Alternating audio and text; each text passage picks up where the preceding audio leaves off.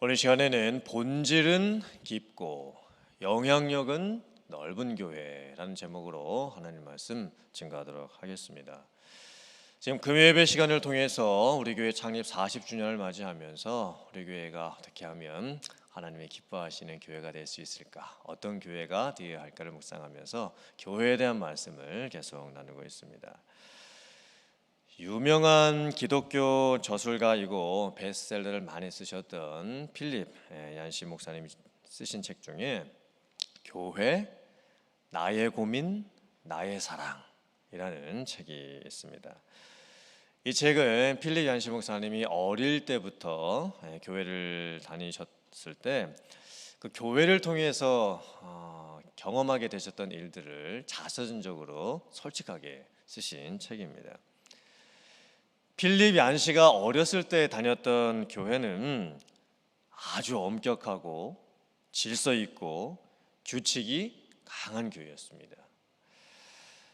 근본주의에 가까운 신앙관이 있었던 교회였고, 목사님도 지옥에 대한 설교, 또 심판에 대한 설교, 죄에 대한 설교 등을 아주 많이 하셨던 목사님이셨습니다. 또 교회에 백인 중심적인 어떤 인종 차별주의적인 그런 사상들도 많이 있었던 교회였습니다. 학생 때에 롤러스케이트를 타거나 아니면 볼링을 하는 것도 거의 금기시 되었었고, 영화관에 가거나 아니면 주일날 신문을 보는 것도 어떤 신앙에서 일탈하는 걸로 간주가 되었습니다. 그런 교회 분위기 속에서 필립 얀시 목사님이 어렸을 때 이제 교회를 다니셨던 거예요. 학창 시절까지 이제 다니셨습니다. 근데 이제 점점 이제 좀 나이가 이제 들어가면서 이제 성도님들의 위선적인 모습에 실망을 많이 하게 됩니다. 그리고 교회가 왠지 세상과 벽을 쌓고 있는 그런 교회의 모습을 보면서 교회에 대한 고민을 많이 하시게 됩니다. 그러다가 필립 얀시 목사님이 시카고에 있는 러셀 스트리트 교회를 이제 13년 동안 이제 다니게 됩니다. 러셀 교회는 필립 얀시가 어렸을 때 다녔던 그런 자기의 모교회와 전혀 다른 교회였었습니다. 러셀 교회는 교회가 어디에 위치했었냐면 시카고 근교에 가장 부자 동네하고 가장 가난한 동네에 딱 중간 지역에 위치하고 있었습니다. 러셀 교회에는 고학력자들도 많았습니다. 의사들도 많았고 변호사들도 많았습니다. 하지만 다른 한편으로는 러셀 교회가 주일날 아침에 음식을 준비해서 그 교회에서 이제 동네 사람들에게 베풀어 줍니다. 그러니까 성도님들에게만 음식을 준 게 아니었고 동네 사람들에게까지 주일날 아침에 음식을 해서 나눠줬습니다. 그러면 노숙자들이 교회를 찾아옵니다. 그리고 아침을 이제 얻어먹고 성도님들이 예배 드리시는 중에 이제 노숙자분들은 교회 바깥에 마당이나 아니면은 벤치에 누워서 이제 코를 골면서 자는 모습들이 많이 있었습니다. 그 러셀 교회에는 참 독특하고 괴짜 같은 성도님들도 많이 있었습니다. 그 성도님 중에 아돌푸스라고 하는 성도님이 계셨는데 흑인 청년이었습니다. 이 청년이 참 여러 가지로 골칫거리였었습니다. 아돌푸스는 월남전에 참전을 했었던 참전 용사였었는데 전쟁 후에 그 트라우마를 겪고 있었습니다. 직장을 잡으면 쫓겨나고 직장을 잡으면 쫓겨나고 또 분노 조절이 되지 않아 가지고 여러 시설에 수용이 되기도 했었습니다. 이 아돌푸스 흑인 청년이 교회에 오면 교회가 아수라장이 됩니다. 그 예배 시간에 의자 맨 뒤쪽에 이렇게 앉아 있다가 장의자죠. 그러면 장애물을 타넘듯이 이렇게 통로로 앞에 나오는 게 아니라 이렇게 의자를 이렇게 뛰어넘으면서 이렇게 앞으로 옵니다. 그리고 설교 시간에는 아예 이제 헤드폰을 끼고 이제 흑인 음악을 듣고 있었고, 그 교회 예배 시간 중에 우리의 기도라고 하는 기도 시간이 있었습니다. 그 기도 시간에는 그러니까 성도님들이 돌아가면서 원하는 사람은 누구라도 어떤 기도라도 할 수가 있었습니다. 아돌푸스가 어느 날 이렇게 기도를 했다고 합니다. 주여, 위트니 휴스턴 같이 노래 잘하고 몸매 좋은 가수를 창조해 주시니 감사드립니다. 이렇게 기도를 할 정도였습니다. 아돌푸스는 이미 다른 교회에서 3번이나 쫓겨났던 그런 경력이 있었습니다. 근데 러셀 교회가 그런 아돌푸스에게 계속 기회를 주었습니다. 너 우리 교회에서 나가라, 이렇게 말하지 않았습니다. 아돌푸스를 교회를 찾아오는 뜨내기로 생각해 주지 않았고 가족처럼 대해 주었습니다. 그리고 오랜 시간을 기다려 줬습니다. 그러면서 아돌푸스가 교회에서 회복이 되어 갑니다. 그리고 자기에게 분노 증상이 나타날 것 같은 그런 상황에서는 이제는 성도님들에게 미리 부탁을 합니다. 제가 지금 이게 절제가 안 될 것 같으니까 나를 위해서 기도해 달라고. 그러면서 여러 가지 상황들이 호전되기 시작하면서 그 교회에서 드디어 이제 세례를 받습니다. 그리고 기독교인이 되고 결혼까지 이제 하게 됩니다. 그래서 아돌푸스가 그 성도님들의 많은 사랑을 받으면서 많은 회복이 되었습니다. 러셀 교회에는 정말 괴짜들이 많았습니다. 어느 주일 날에는 한 남자가 럭비공을 들고 교회에 들어와가지고 설교하시는 목사님에게 이 럭비공을 던졌던 경우도 있었고, 또 어떤 주일에는 노숙자 한 사람이 들어와서 성찬용으로 준비해 놓았던 그 포도주 잔들을 그 술잔인 줄 알고 다 먹어 치웠던, 마셔버린 경우도 있었습니다. 사실 제가 그 책을 읽으면서 저도 목회를 해보고 또 여러 교회들을 경험해 보면서 참 독특한 분들과 괴짜 같은 분들을 많이 만나보기는 했지만, 이 러셀 교회 같은 이런 교회는 제가 경험해 보지도 못했고 솔직히는 들어보지도 못했던 것 같습니다. 러셀 교회는 그런 특수한 상황 속에서 그 교회에 주어진 사명들을 잘 감당해 갑니다. 주일학교 학생들 중에 글을 읽고 쓸 줄 모르는 학생들이 꽤 있었습니다. 그리고 그 지역 동네에 고등학교 중퇴자 비율이 75%나 되었습니다. 그래서 교회에서 방과 후 학생들을 가르치는 사역을 시작을 하게 됩니다. 그래서 아이들을 가르쳐 주는 거예요. 또 가난한 노인들 사역도 시작을 하게 되는데, 그 동기가 뭐였냐면, 이제 지역 뉴스에 어떤 뉴스가 나왔냐면, 돈이 없는 가난한 노인들이 마트에서 개나 고양이 먹이로 파는 캔 음식을 사서 먹는 그런 경우가 많다라는 그런 그 지역 뉴스가 나오게 됩니다. 그게 동기가 되어서 이 러셀 교회가 그 동네에 있었던 어르신들을 섬기는 사역을 또 시작을 하게 된 거예요. 러셀 교회에는 참 다양한 인종들이 모여 있었습니다. 다양한 계층들도 섞여 있었고, 다양한 특징들 가지고 있는 성도들도 있었고, 정말 괴짜 같은 성도들도 많이 있었습니다. 그런데 그 교회 비전이 뭐였냐면 세상을 섬기는 교회. 이게 그 교회의 비전이었습니다. 누가 되든 어떤 모습을 가지고 있든 정말 이 세상을 섬길 수 있는 교회가 되는 것. 그래서 그 교회의 모습을 만들어 갔던 거예요. 어쩌면 러셀 교회는 영향력이 참 큰 교회였죠. 정말 많은 영향력을 주었던 교회였었습니다. 하지만 러셀 교회에는 이 중심이 잘 세워져 있지 않았습니다. 질서가 생기는 게 참 어려웠습니다. 예측 불가능한 겁니다. 도대체 주일날 예배드리면서 뭔 일이 어떻게 벌어질지도 예측을 할 수도 없고, 엉뚱한 일들이 교회에서 참 많이 일어났던 거죠. 그러니까 혼란이 많은 교회였었습니다. 필립 얀식 그 목사님 개인을 봐도, 여러분 그분 책 읽어보셨죠? 필립 얀식 목사님 쓰신 책들 읽어보면요, 아주 섬세합니다. 책이 세련되고 질서 있고 조용하고 담백하고, 대부분 필립 얀식 목사님이 쓰신 책들의 내용이 그렇습니다. 아주 감동적이고 인간미가 많습니다. 그러니까 본질이 깊은 분이죠, 그 필립 얀식 목사님이. 그런데 필립 얀식 목사님이 이 러셀 교회를 다니면서 교회관이 바뀝니다.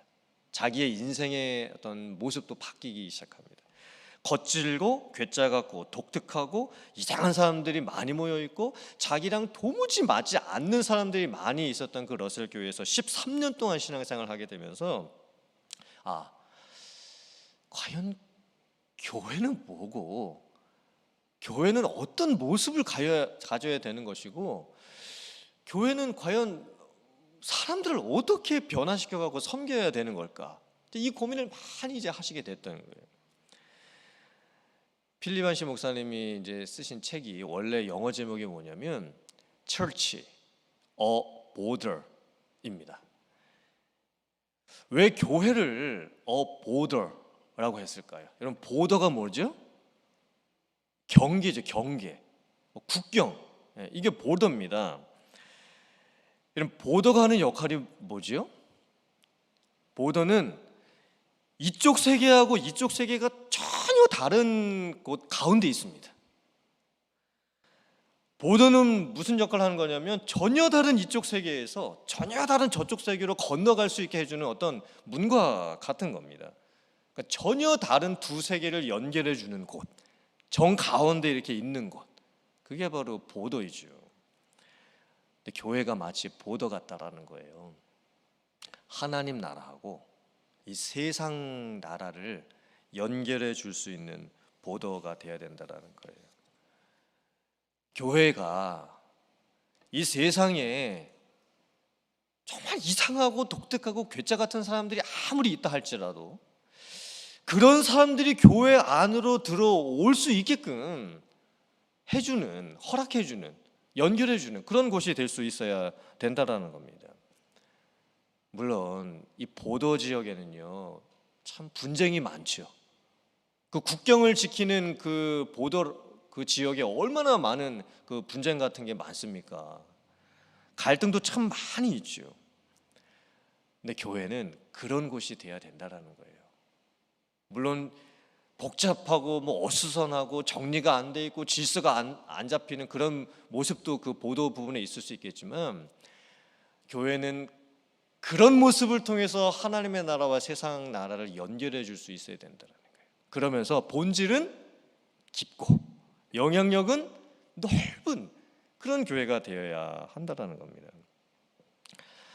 근데 사실 본질도 깊으면서 영향력이 넓은 교회가 되는 게 참 어렵습니다.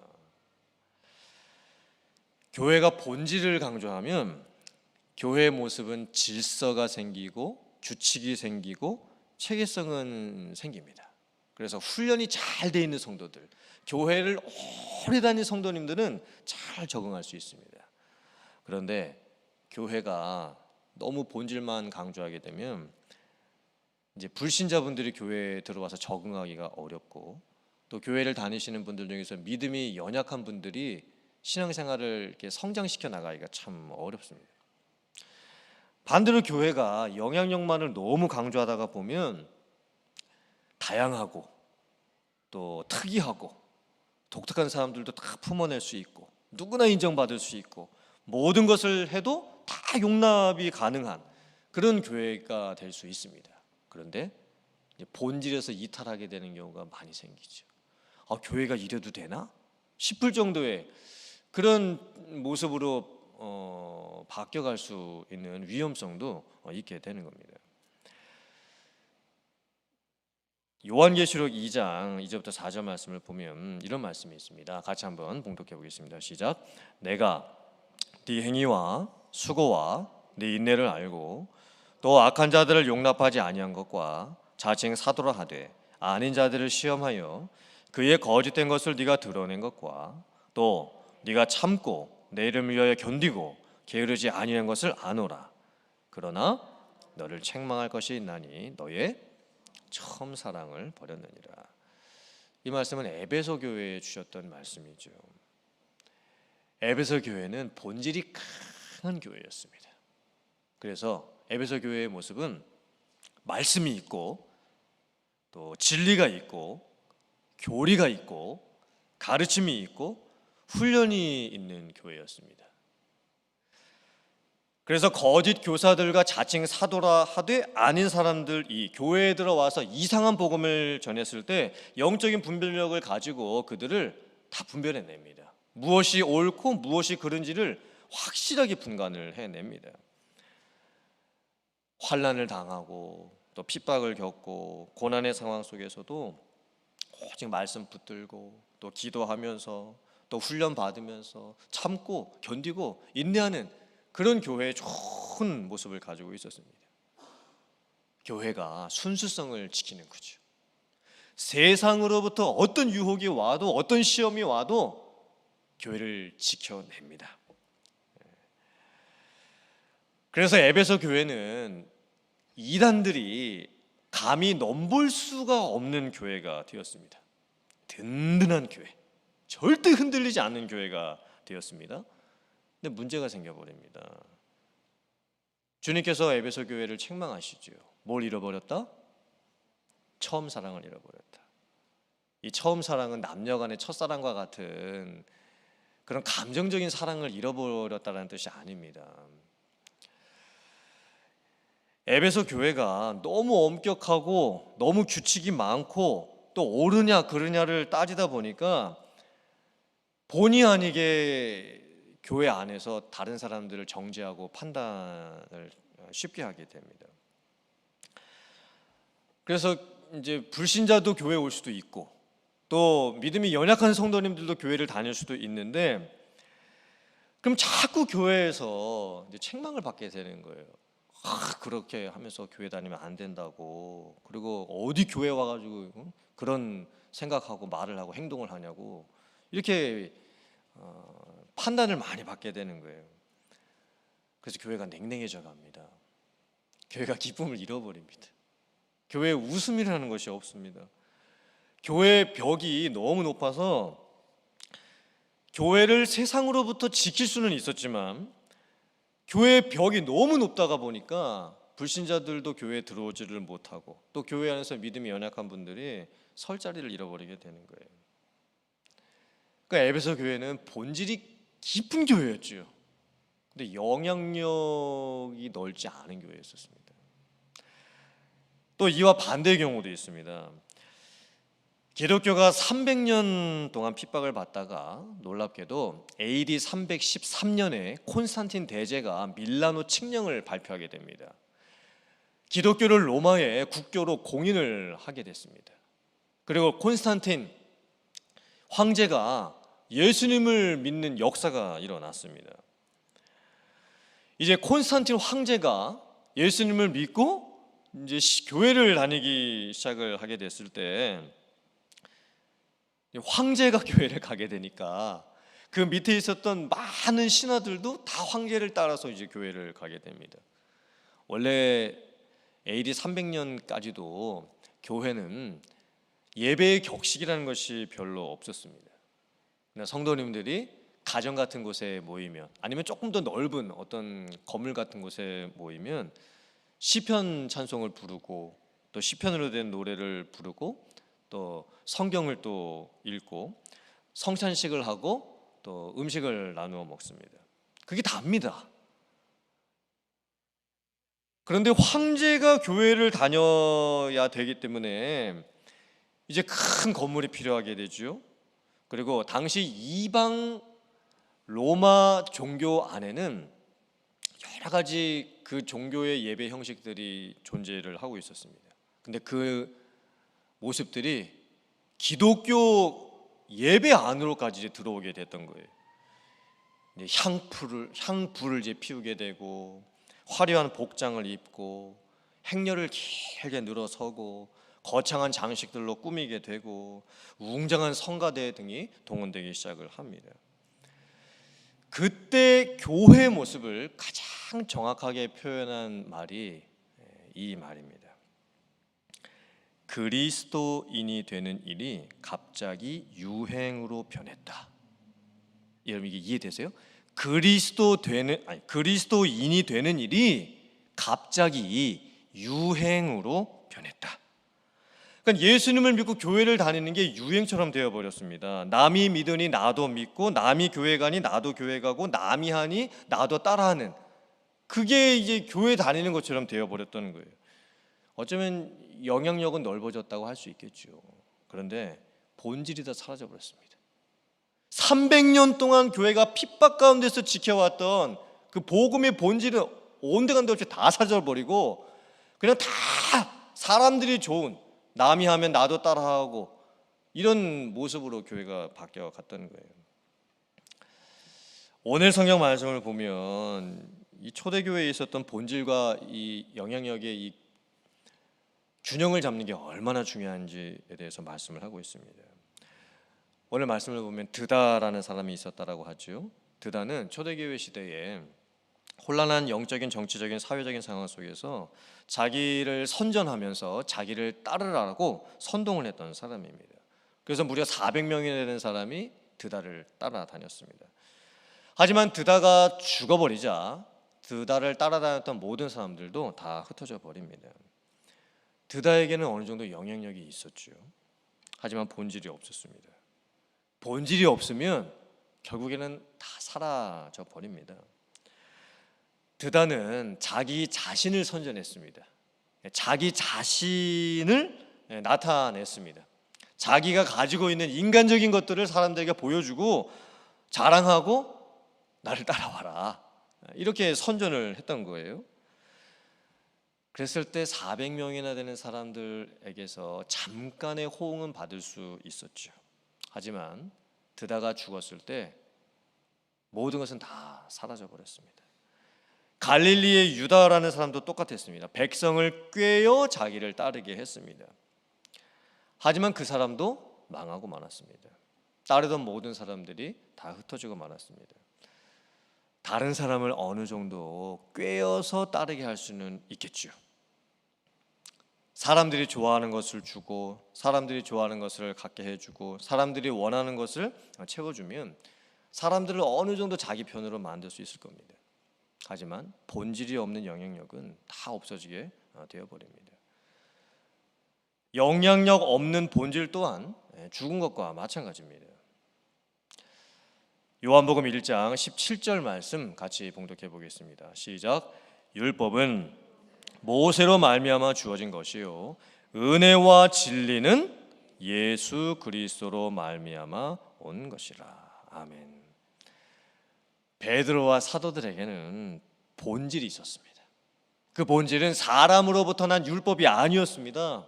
하나님께로부터 났던 은혜와 진리였습니다. 구원에 관련된 본질이 있었습니다. 절대 변하지 아니하고 절대 망할 수가 없는 본질입니다.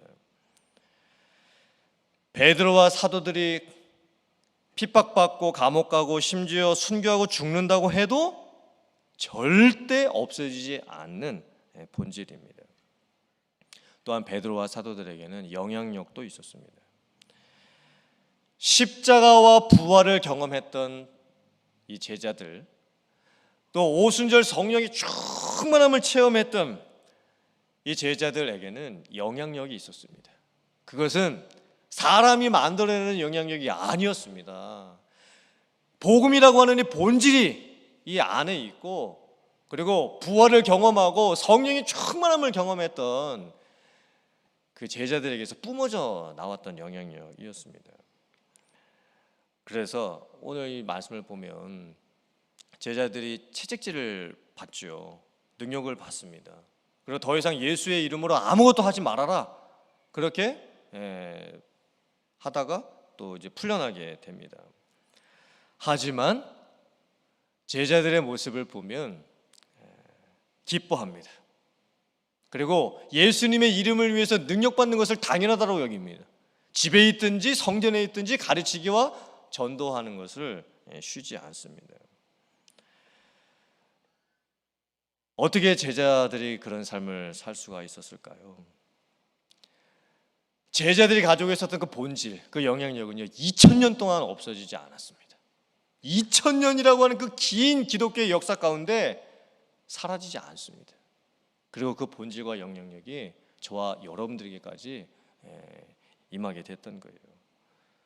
사랑하는 성도님들, 우리가 어떻게 하면 본질은 깊고 영향력이 넓은 교회를 만들어갈 수 있을까요?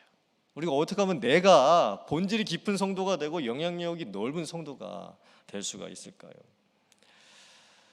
화면 한번 봐주시길 바랍니다. 제가 좀 정리를 해봤는데요.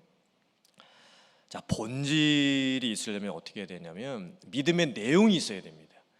내가 무엇을 믿고 있는지를 확실히 알아야 됩니다.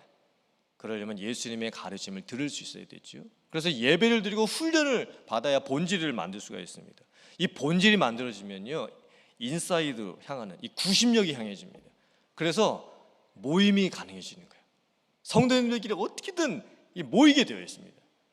근데 영향력이 나타나려면 믿음이 아는 걸로만 안 됩니다. 믿음이 실천돼야 되는, 실천, 삶으로. 그리고 단순히 예수님의 가르침을 이 머리로 지식으로 이해만 하고 있으면 안 됩니다. 부활의 목격자가 되어야 되는 거예요. 그러니까 예수님의 부활을 전인격적으로 체험을 해야 됩니다. 그리고 전도와 사역을 하게 되는 거죠. 그리고 영향력이라고 하는 것은요, 아웃사이드로 나가는 거예요. 왜? 원심력이 뭐죠? 원심력은 바깥으로 나가려고 하는 힘이 생기는 거예요. 가만히 있지를 못합니다. 그리고 영향력이 나타나는 삶은요, 그냥 모이는 게 아니에요. 이건 운동이에요. 운동. 무엇인가 무브먼트가 일어나는 거예요. 그냥 어떤 정해진 시간 장소에 모이는 게 아니라 내가 있는 곳, 그리고 나를 중심으로 해서 내 주변 사람들을 움직이게 만드는 거예요. 그 움직임이 나에서부터 먼저 나타나죠. 그냥 가만히 있을 수가 없습니다. 그리고 내 주변에 있는 사람들에게 영향력을 주면서 같이 움직이는 거예요. 무브먼트가 일어나는 겁니다. 그게 바로 영향력을 나타낸다는 거예요. 제자들도 가만히 보세요. 제자들이 가르침도 받았습니다. 예수님한테 직접 받았습니다. 훈련도 받았습니다. 하지만 제자들은 움직이지 않았습니다. 제자들을 움직이게 만들었던 것은 무엇이었냐면 부활하신 예수님을 만난 거예요. 그리고 오순절 성령의 충만함을 경험하고 난 후였습니다. 제자들은 그 전까지 예루살렘에만 머물러 있었습니다.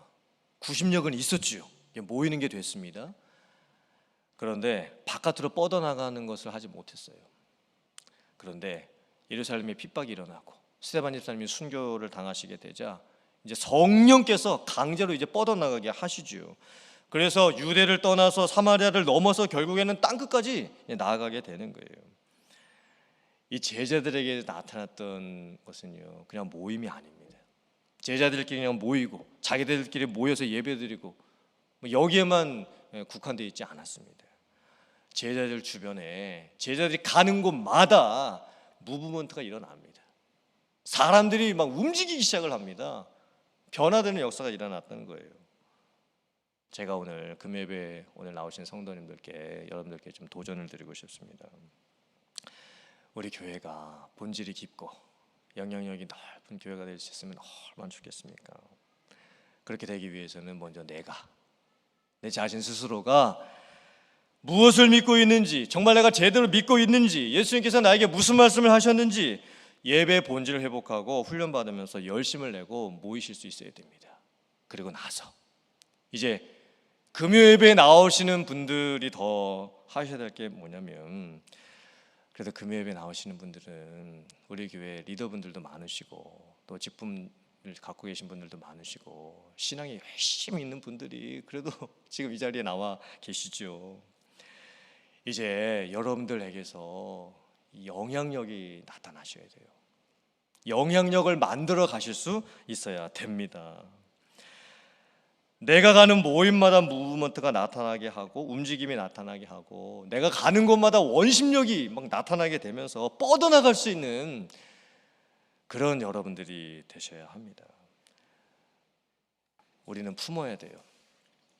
팬데믹 기간 동안에 여러 가지 어려움을 당하는 성도님들이 많죠. 교회를 잘 못 나오시는 성도님들도 많고 신앙생활을 잘 못하고 계신 성도님들도 많고 또 뭐 솔직히는 우리 교회에도 좀 독특하신 분들도 계실 수도 있고 뭐 괴짜 같은 분들도 계실 수도 있습니다.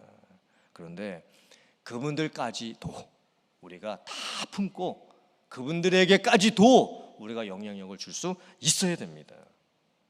세상이 아무리 변한다 하더라도 뭐 팬데믹보다 더한 그 무엇이 뭐 찾아온다 할지라도 여러분들께서 본질을 지킬 수 있는 성도가 되시고, 또 우리 교회를 본질을 지켜낼 수 있는 교회로 만들어 가시고, 이제는 더 나아가서 영향력이 있는 성도들이 되시고, 정말 우리 교회도 이 영향력을 넓힐 수 있는 교회가 되어야 될 줄을 믿습니다. 그래서 본질이 깊고 또한 영향력이 넓은 그러한 성도님들, 또 우리 교회가 될 수 있기를 주님의 이름으로 축원합니다. 아멘.